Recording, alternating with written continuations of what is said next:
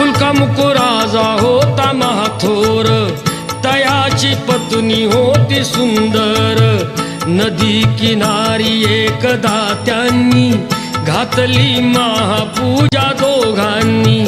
आली एक नौका त्याच मार्गानी, नाव भरलेली पूर्ण द्रव्यानी.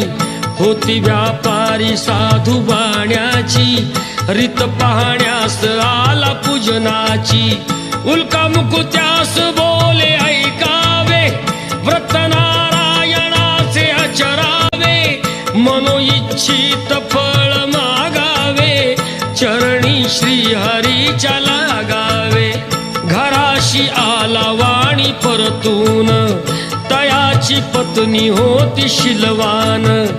तयास नव्हते काही संतान, केला नव